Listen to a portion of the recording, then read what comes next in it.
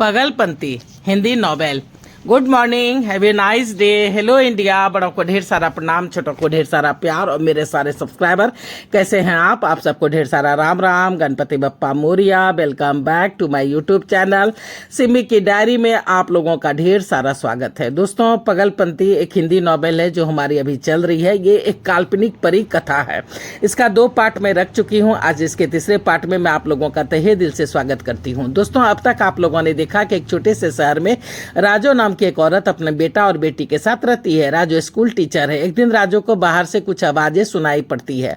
वो बरामदे में जाती है। वो कुछ सोचती कुछ समझती, उसके पहले ही वो अदृश्य हो जाती है। इधर घर में सभी परेशान है, उसे ढूंढ ढूंढ कर थक गए हैं। दूसरे दिन जैसे ही बच्चे सो के उठते हैं तो देखते हैं कि माँ हॉल में सोई हुई है। अरे ये क्या, मम्मी वापस आ गई।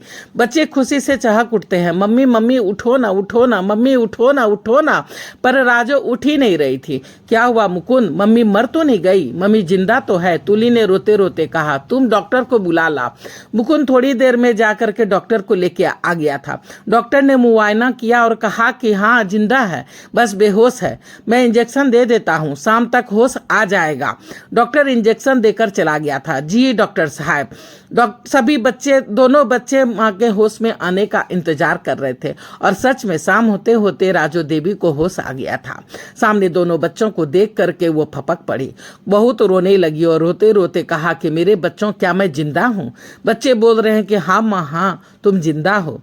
राजो बोल रही है कि मुझे तो ऐसा लग रहा था कि मानो मैं मर चुकी हूँ। फिर राजो देवी ने पूरी कहानी सुना दी कि बाहर से खटर पटर की आवाजें सुन के मैं बरामदे में गई और बरामदे में से मैं अदृश्य हो गई, एक यान में पहुंची और वहां से एक दूसरे लोक में चली गई थी। माँ की कहानी सुन करके दोनों बच्चे अचंभित हुए। तुम, इसका मतलब मम्मी वो लोग एलियंस थे और वो तुम्हें ले गए थे और फिर छोड़ गए? क्या ये क्या कर रहे हो? हमें ये सब पुलिस को बताना चाहिए क्या?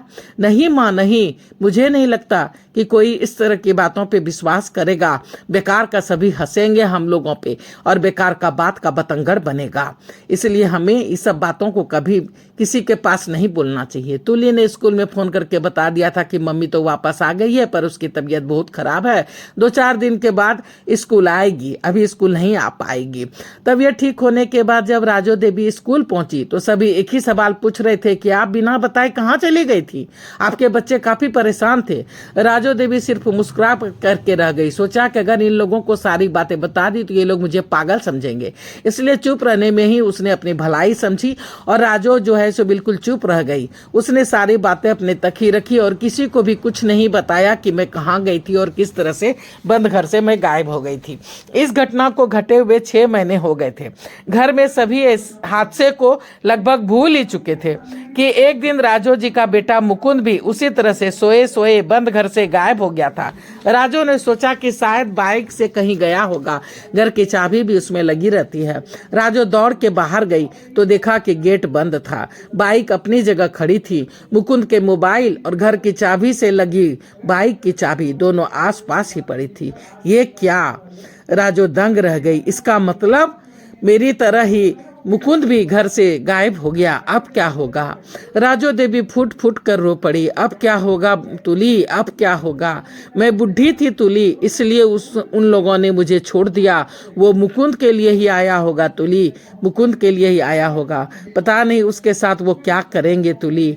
जवान खून है, कहीं मार काट के उस पर रिसर्च ना करे, ये ना देखे कि ये कौन है क्या है। वो लोग एलियन थे तुली। दोनों माँ बेटी का रो रो के बुरा हाल था। चुप रहो ना माँ, चुप रहो ना माँ। हो सकता है कल मुकुंद वापस आ जाए, जैसे तू भी एक दिन में ही वापस आ गई थी। नहीं बेटा, मुझे नहीं लगता कि वो कभी आ पाएगा।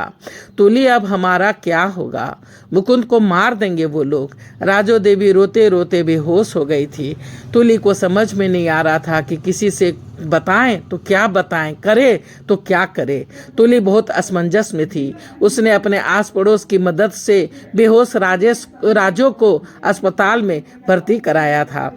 फिर पूरे शहर में फिर से ये खबर फैल गई थी कि राजू का बेटा मुकुंद घर छोड़ करके कहीं भाग गया है। माँ का रोते रोते बुरा हाल हो गया है। रो रो के उसकी माँ बीमार पड़ गई है और अस्पताल में भर्ती है। सब अपनी अपनी राय दे रहे थे। कोई कहता बेचारी विधवा, ऊपर से बेटी भी विधवा हो गई। बेटा निकम्मा निठल्ला, काम न काज का, दुश्मन अनाज का। घर में कुछ कहा सुनी जरूर हुई होगी, जरूर कुछ बहुत ही बड़ा लड़ाई झगड़ा हुआ होगा, इसलिए तो भाग गया होगा। कोई कहता कलयुग है बहन, कलयुग है। बेटा जवान हो गया है, अभी तक शादी भी नहीं हुई है, नाते रिश्तेदार तो कोई आता जाता नहीं, कहीं किसी लड़की का चक्कर होगा। राजू शादी के लिए नहीं मान रही होगी, इसलिए उस लड़की के साथ ही भाग गया होगा। लोग तरह तरह की बातें कर रहे थे। कोई कह रहा था कि सच कहा बहन, कलयुग है कलयुग। कब तक जवान बेटा घर में कुमारा रहे और विधवा बहन की जिम्मेदारी उठाए। लोग बातें बनाने लगे थे। कोई कहता मुझे तो लगता है बेटा घना पैसा लेके भागा होगा, तभी राजू हताश होकर के बीमार पड़ गई है। आखिर जवान बेटी की भी तो जिम्मेदारी है सर पर, कोई कमाता धमाता भी तो नहीं। बेचारी राजू, पर बेटी तो नौकरी करती थी ना। अरे प्राइवेट कंपनी में होगी, छोड़ दी होगी शादी के बाद। हाँ, प्राइवेट नौकरी का ठिकाना क्या, आज है कल नहीं। हर जगह हो हल्ला हो रहा था।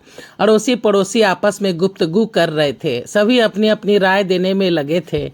औरतें हॉस्पिटल राजू देवी को देखने आती और ढेरों बातें तुली को सुना जाती। ये कमबख्त जमाना और ये जमाने वाले दुख तो कम नहीं कर सकते, जले पे नमक जरूर छिड़क जाते हैं। आते हैं हितैषी बन के और अपना मन का मैल नहीं छिपा पाते हैं। तुली सिर्फ दर्द भरी मुस्कान मुस्कुरा करके रह जाती और करती भी क्या, वो चुपचाप सबकी बातें सुनती रहती। राजू देवी को हार्ट अटैक आ गया था। स्थिति काफी नाजुक बनी हुई थी। जिंदगी और मौत से जूझते जूझते कब और कैसे 15 दिन निकल गए पता ही नहीं चला। तुली हर दिन सवेरे सवेरे घर जरूर हो आती थी, एक आस एक उम्मीद पे कि शायद जिस तरह से माँ सोई हुई वापस आ गई थी, शायद मुकुंद भी घर आ जाए। तुली दिन रात भगवान से दुआ प्रार्थना कर रही थी कि रहम करो हम माँ बेटी पे, बुढ़ापा का सहारा है वो, उसे वापस भेज दो। 10 साल की थी जो आपने मुझसे हमारा बाप छीन लिया। दादा दादी ने घर से ये कह के निकाल दिया कि बच्चे तुम्हारे हैं, जिम्मेदारी भी तुम्हारी है, कहाँ जाओगी कैसे पालोगी तुम जानो। 2 बीघा जमीन है और ये टूटा फूटा घर, अपने जीते जी तो नहीं दूंगा। हाँ, मरने के बाद आ जाना, ले लेना, आधा तुम्हारा है और आधा मेरे दूसरे बेटे का। पोता तो हमारा ही है। पिताजी प्राइवेट नौकरी में थे, माँ को वहाँ काम नहीं मिल पाया था। हाँ, 5 लाख रुपए जरूर मिले थे, उसमें भी 3 लाख रुपए दादा दादी ने अपने बुढ़ापा का कह के रख लिए थे। माँ 2 लाख रुपए और अपने दोनों बच्चों को लेकर घर परिवार से बहुत दूर इस छोटे से शहर में आ गई थी। जिस घर में अभी तुली रह रही थी, इस घर का मकान मालिक बहुत ही अच्छा था। राजू को आंगन वाला कमरा और आंगन रहने के लिए दे दिया था। मकान मालिक के 2 बेटे थे, दोनों बेटे बहुत ही बड़े बड़े पोस्ट पर काम करते थे। कभी कदार ही आते थे, आने पर भी अपने घर में नहीं ठहरते थे, बल्कि इस छोटे शहर से 35 किलोमीटर दूर एक बड़े शहर था। वहाँ बड़े शहर में होटल में वो लोग रुकते थे। जितने दिन भी वो लोग रहते, माँ बाप को पास ही रखते, उन्हें घुमाते फिराते, डॉक्टर को दिखाते। कभी कदार घर छोड़ जाते तो कभी कभी साथ भी ले जाते थे। वो लोग अपने माँ बाप को कभी कभी घर छोड़ जाते तो कभी कभी साथ भी ले जाते और कुछ दिनों के बाद फिर उसे वापस पहुंचा जाते थे। मालिक मलकैन बहुत ही अच्छे थे, राजू से भाड़ा भी नहीं लेते थे। बदले में मम्मी यानी राजू घर का सारा काम कर देती थी, खाना भी पकाती थी, इसलिए खाना और रहना फ्री था। 1-2 साल प्राइवेट ट्यूशन करने के बाद मम्मी को सरकारी टीचर की नौकरी मिल गई थी। अब घर में कुछ पैसे आने लगे थे, पर दादा दादी का प्यार यूं ही बना हुआ था। साल के 4 महीने दोनों अपने बेटों के पास रहने को चले जाते थे। उस वक्त राजू अपने बच्चों के साथ पूरे घर का इस्तेमाल करती थी। फिर उनके आ जाने के बाद आंगन वाले कमरे में ये लोग चले जाते थे, वहां जाके शिफ्ट कर जाते थे। पूरे 10 साल तक ऐसा ही चला था। फिर दादी माँ चल बसी थी। दादू अब अपने बेटों के पास रहने लगे थे। अब पूरा घर उन लोगों के पास आ गया था। मम्मी ने उनके सारे पुराने सामानों के कुछ दाम उनके बेटों को दे करके वो सामान ले लिए थे। बेटे भी अच्छे थे, बोले आप जब तक चाहे यहाँ रह सकती हैं। वैसे भी अभी छोटा शहर है, इसे बेचने के बाद इसे बेचने पे भी कोई भी दाम नहीं मिलेंगे। बात की बाद में सोचेंगे कि इस प्रॉपर्टी का क्या करना है। मम्मी खुश हो गई थी। दादू जब तक जिंदा थे 3-4 साल में एक बार मिलने जरूर आते थे। 2-3 दिन रह करके उन लोगों से मिल करके फिर लौट जाते थे। पर 3 साल पहले उनकी भी डेथ हो गई थी। सुनने में आया था कि उनके बेटे भी अब विलायत में रह रहे थे, करोड़ों के मालिक थे। इस टूटे फूटे घर का भला क्या लोभ, इसलिए उन लोगों ने इस घर को छोड़ रखा था और अभी ये लोग उसमें रह रहे थे। तुली अपने अतीत में खोई हुई थी, अपने विचारों में खोई हुई थी कि डॉक्टर की आवाज़ सुन करके चौंक पड़ी थी। तुली, जी डॉक्टर साहब, सारे बिल क्लियर कर दो। अब राजो जी अच्छी हैं, कल शाम तक राजो जी को डिस्चार्ज कर देंगे। कुछ मेडिसिन चलेगी और सप्ताह में एक बार चेकअप के लिए आना पड़ेगा। जी सर। राजो अभी सोई हुई थी। तुली डॉक्टर साहब से बात कर लिया था सब कुछ। दूसरे दिन तुली मम्मी को लेकर के घर आ गई थी। 10 दिन और बीत गए थे। अब राजो देवी स्कूल जाने लगी थी। मुकुंद को गायब हुए अब 1 महीने होने को थे, पर वो अभी तक नहीं लौटा था। दोनों माँ बेटी की आशा और उम्मीद टूटती जा रही थी। दोनों माँ बेटी की आशा और उम्मीद टूटती जा रही थी। दोनों हताश हुई जा रही थी कि ठीक 1 महीने के बाद भगवान को उन दोनों पे दया आ गई थी। सवेरे सवेरे तुली की चीख सुन के राजो जग गई। क्या हुआ क्या हुआ? माँ, मुकुंद वापस आ गया है, ये देख। राजो उसे बुरी तरह से चूमे जा रही थी, रोए जा रही थी। उन दोनों का खुशी का ठिकाना ना था। थोड़ी देर रोने के बाद तुली, ये तो बेहोश है। मैं तो 1 दिन में वापस आ गई थी, तब शाम तक बेहोश रही थी। ये तो पूरे 1 महीने के बाद लौटा है। पता नहीं इसकी बेहोशी कितने दिनों के बाद टूटेगी। तब तक खाना पीना इसके शरीर को कैसे मिलेगा? इसे हॉस्पिटल में एडमिट करना होगा, इसे हॉस्पिटल ले जाना होगा। तू जल्दी से एम्बुलेंस के लिए फोन कर। तुली, तू जल्दी से एम्बुलेंस के लिए फोन कर।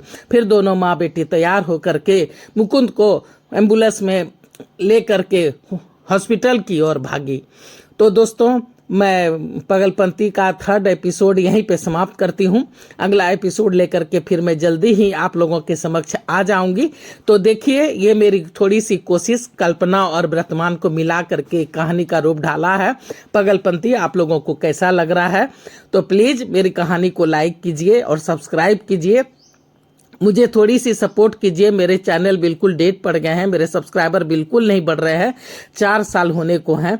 तो चलिए, चैनल पे पहली बार आए हैं तो सब्सक्राइब नाउ, तुरंत सब्सक्राइब कीजिए, लाइक कीजिए, शेयर कीजिए, कमेंट्स कीजिए और बेल का बटन जरूर दबाइएगा, ताकि जब जब मैं वीडियो डालूंगी तो आप लोगों को नोटिफिकेशन मिल सके। अब मैं अपनी वाणी कहीं पे विराम देना चाहती हूँ। जय भोलेनाथ, हर हर महादेव। और आप लोगों का ढेर सारा थैंक्स अपना सपोर्ट बनाए रखने के लिए, मेरे वीडियो को शुरू से अंत तक देखने के लिए। Thanks for watching my video.